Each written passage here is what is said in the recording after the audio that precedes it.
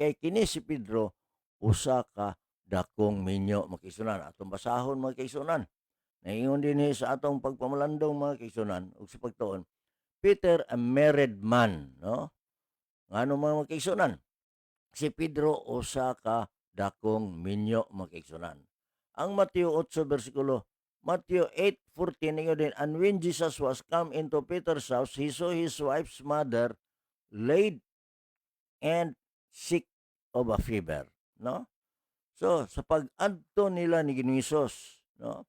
Didto sa panimalay ni Pedro mga igsoon, sa pagsulod ni Ginisos sa balay ni Pedro, iyang nakita ang inahan sa iyang asawa nga naghigda nga gihilantan.